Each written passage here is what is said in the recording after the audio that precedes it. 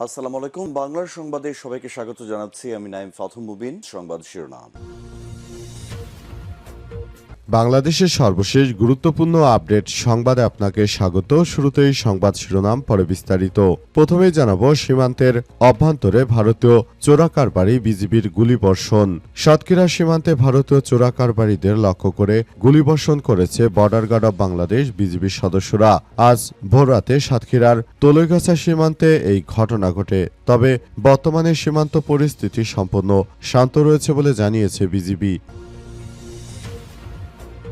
এবারে জানাবো শেখ মুজিবের ছবি, মূর্তি এবং বোট তৈরিতে বছরে খরচ 983 কোটি টাকা বিগত সরকারের সময়ে। মুজিববর্ষ পালন উপলক্ষে শেখ মুজিবুর রহমানের ছবি, বেদি, বিভিন্ন সরকারি অফিসে ব্রোঞ্জ ও তামা, মার্বেল পাথরের মূর্তি নির্মাণ এবং জাতীয় পর্যায়ে সময় গণনার ডিজিটাল বোর্ড তৈরি সহ বিভিন্ন কর্মসূচিতে বিগত ফ্যাসিস্ট সরকার মোটা টাকা ব্যয় করেছিল। সে বিষয়ে আজ সংসদে অর্থমন্ত্রী আমির খসরু মাহমুদ চৌধুরী জানিয়েছেন। তিনি বলেন, শেখ হাসিনা এই মুজিববর্ষ পালন উপলক্ষে 983 কোটি টাকা জনগণের টাকাগুলো খরচ করেছে। এদিকে সূরা মুলকের তাফসির করলেন জামাতের আমির। মুগ্ধ হয়ে সবাই শুনলেন সংসদে। বাংলাদেশ জামাত ইসলামের আমির ডক্টর শফিকুর রহমান জাতীয় সংসদের সূরা মুলকের 2 নম্বর আয়াত তেলাওয়াত করে তার বিস্তারিত ব্যাখ্যা দিয়েছেন। আয়াতটি ব্যাখ্যা করার সময় সংসদ সদস্যরা মুগ্ধ হয়ে তাকিয়ে থাকে। এরপর জানাবো বৃষ্টির মতোই নাহিদ এবং হাসনাতদের ত্রাণ বিতরণ। চট্টগ্রামের আনোয়ারায় বন্যা এবং জলবদ্ধতায় পানিবন্দী মানুষের মাঝে ত্রাণ বিতরণ করেছে জাতীয় নাগরিক পার্টি এনসিপির আহ্বায়ক নাহিদ ইসলাম এবং দলটির মুখ্য সংগঠক দক্ষিণাঞ্চল হাসনাত আবদুল্লাহ। এবং সর্বশেষ জানাবো টানা বর্ষণে তলিয়ে গেছে ঢাকা, পানিতে নাজেহাল নগরবাসী। কোথাও কোথাও কোমর থেকে গলা সমান পানি। রাজধানীতে যেন অঘোষিত এক বন্যা। রাজধানী ঢাকায় অঘোষিত এক বন্যার সৃষ্টি হয়েছে। সেখানে কোথাও কোথাও গলা সমান পর্যন্ত পানি হয়ে গেছে। দর্শক, এতক্ষণ শুনছিলেন সংবাদ শিরোনাম, এবারে বিস্তারিত। তবে তার আগে বন্ধুরা, অনুরোধ থাকবে এই সংবাদটিতে একটি লাইক দিন। এই চ্যানেলে আপনি নতুন হয়ে থাকলে আমাদের সংবাদটি দেখতে দেখতে চ্যানেলটি সাবস্ক্রাইব করে রাখুন। কমেন্ট করে বন্ধুরা আপনার মূল্যবান মতামত জানিয়ে দিন আপনি বিশ্বের কোন দেশ থেকে বা বাংলাদেশের কোন স্থান থেকে আমাদের সংবাদটি দেখছেন এবং শুনছেন। আর বন্ধুরা, সংবাদটি আপনার সোশ্যাল মিডিয়া ফেসবুকে শেয়ার করে বন্ধুদেরও দেখার সুযোগ করে দিন। গাজা যুদ্ধে আপনি যদি নিরীহ ফিলিস্তিনিদের ভালোবেসে থাকেন বন্ধুরা, কমেন্টে ইয়েস লিখে পুরো বিশ্ববাসীকে আমাদের এই তাজা আপডেটটি দেখার সুযোগ করে দিন। এবারে বিস্তারিত। মুজিববর্ষ পালন উপলক্ষে শেখ হাসিনা বাংলাদেশের কোটি কোটি টাকা নষ্ট করেছে। শেখ হাসিনা মুজিববর্ষ পালনের নামে তিনি দেশটাকে একটি ধ্বংসস্তূপে পরিণত করেছেন, কিন্তু তার এই ধরনের কার্যক্রম কোনোভাবেই গ্রহণযোগ্য হতে পারে না বলে জানিয়েছেন বর্তমান অর্থমন্ত্রী আমির খসরু মাহমুদ চৌধুরী। আমির খসরু মাহমুদ চৌধুরী আরও জানিয়েছেন যে, আমি বলতে চাই, অর্থ মন্ত্রণালয়কে খুব সুন্দরভাবে সাজিয়ে নিতে চাই বলে জানান তিনি। এবং তিনি আরও জানিয়েছেন যে, বর্তমান সময়ে আওয়ামী লীগের নেতৃত্ববৃন্দরা, ফ্যাসিবাদের দোসরেরা, তারা মূলত মুজিব বন্দনায় রাষ্ট্রটিকে একটি ধ্বংসস্তূপের দিকে নিয়ে গেছে। শেখ মুজিবের ছবি সংবলিত সবকিছু বানিয়েছে এবং দেশটাকে তারা ভারতের অঙ্গরাজ্যে তৈরি করেছে। তাই বিষয়গুলো নিয়ে আমরা খুব বেশি আশাহত হতে হয়েছি। আমির খসরু আরও জানিয়েছেন যে, শেখ হাসিনা তার বাপের সবকিছু করার জন্য দেশের 938 কোটি টাকা এক বছরে খরচ করেছে, অথচ শেখ হাসিনা এক বছরে 35 কোটি টাকার খাবার খেয়েছে। কতটা পেটুক মহিলা ছিল যে কি পরিমাণ খাবার খেত।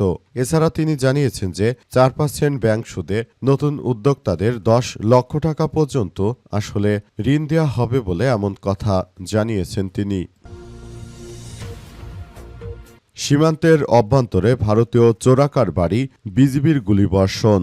সাতক্ষীরা সীমান্তে ভারতীয় চোরাকারবারিদের লক্ষ্য করে গুলি করেছে বর্ডার গার্ড অব বাংলাদেশ বিজিবির সদস্যরা। আজ রাতে সাতক্ষীরার তলৈগাছা সীমান্তে এই ঘটনা ঘটে। তবে বর্তমানে সীমান্ত পরিস্থিতি সম্পূর্ণ শান্ত রয়েছে বলে জানিয়েছে বিজিবি। সাতক্ষীরা 33 বিজিবির অধিনায়ক লেফটেন্যান্ট কর্নেল কাজী আশিকুর রহমান জানান যে, ভোররাত 4:30টার দিকে তলৈগাছা বিওপির একটি রাত্রিকালীন টহল দল সীমান্তে দায়িত্ব পালন পালন করছিলেন। এ সময় সীমান্তের মেইন পিলার ১৩ সংলগ্ন বাংলাদেশের অভ্যন্তরে কিছু লোকের সন্দেহজনক কথাবার্তা শব্দ পাওয়া যায়। টহল দলটি সঙ্গে সঙ্গে সতর্ক অবস্থানে যায় এবং শূন্যরেখা বা জিরো লাইন থেকে বাংলাদেশের আনুমানিক ৫০ গজ অভ্যন্তরে চারাবাড়ি নামক স্থানে ২ অজ্ঞাতনামা চোরাকার বাড়িকে দেখতে পায় এবং তাদেরকে ফাঁকা গুলি ছড়ে বিজিবির সদস্যরা এই ঘটনার পরই ভারতের চোরাকারবারিরা তারা ভারতের অভ্যন্তরে পালিয়ে গেছে এবং বর্তমানে বিজিবির সদস্যরা তারা পুরোপুরি সক্রিয় অবস্থানে রয়েছে এবং বিজিবির পক্ষ থেকে বলা হয়েছে যে ভারতের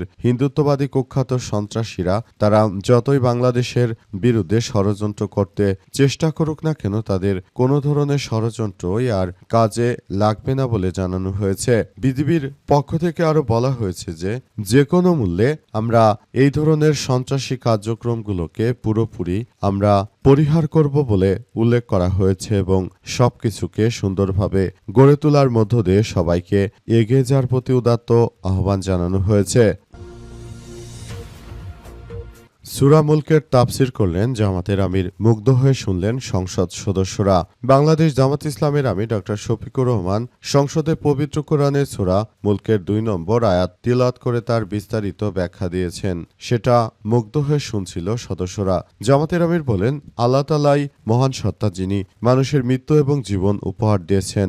আতে আল্লাহর আগে মৃত্যুর কথা বলেছেন। জীবন এবং মৃত্যুর সৃষ্টির মূল উদ্দেশ্য হল মানুষকে পরীক্ষা করা। কোনো মানুষই আল্লাহ তাআলার সীমারেখার মধ্য থেকে তারা কোনোভাবেই বাঁচতে পারবে না বলে জানান তিনি আরো জানান, সেটাই পবিত্র কোরআন শরীফের সূরা মুলকের এই আয়াতে আল্লাহ তাআলা বর্ণনা করেছেন যে লোভ লালসা সবকিছু রয়েছে এর মধ্যে। যারা পরকালের জীবন সুন্দরভাবে গড়ে তুলতে পারবে তারাই হবে সফল কাম, তাদের জন্যই রয়েছে ব্যস্ত। সুতরাং আপনাদেরকে বলতে চাই, আপনারা জীবনের মোহ ত্যাগ করে জীবনের এই কার্যক্রমগুলো মধ্য দিয়ে আপনারা এগিয়ে যান।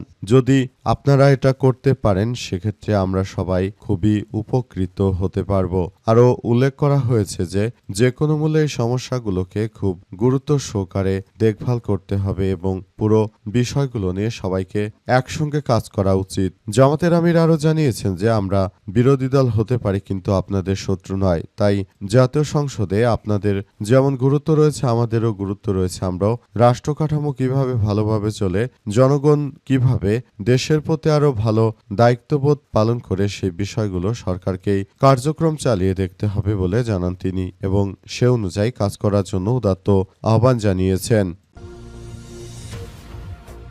বৃষ্টির মধ্যেই নাহিদ হাসনাতদের ত্রাণ বিতরণ। চট্টগ্রামের আনোয়ারায় বন্যা এবং জলবদ্ধতায় পানিবন্দী মানুষের মাঝে ত্রাণ বিতরণ করেছে জাতীয় নাগরিক পার্টি এনসিপির আহ্বায়ক নাহিদ ইসলাম ও দলটির মুখ্য সংগঠক দক্ষিণাঞ্চল হাসনাত আব্দুল্লাহ।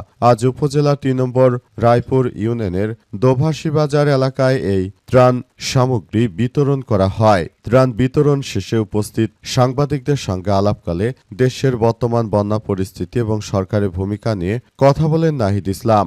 দেশের মানুষের এই দুর্যোগ চলাকালীন সময় ক্ষোভ প্রকাশ করে তিনি বলেন, যে কারণেই হোক সরকার পারছে না। এখন দোষ দিয়ে লাভ নেই, মূল জিনিস হচ্ছে মানুষ কষ্ট পাচ্ছে এবং বর্তমানে এই বিষয়গুলো খুব গুরুত্ব সহকারে দেখতে হবে। এখন দোষ দিয়ে লাভ নেই, মূল জিনিস হচ্ছে সবাই কষ্ট পাচ্ছে, জনগণের কষ্ট লাঘব করার জন্য আমাদের একসঙ্গে কাজ করতে হবে বলে জানিয়েছেন নাহিদ ইসলাম এবং তিনি সবাইকে নিয়ে একটি সুন্দরভাবে ত্রাণ বিতরণ কার্যক্রম চালিয়ে যাওয়ার প্রতি উদাত্ত আহ্বান জানিয়েছেন।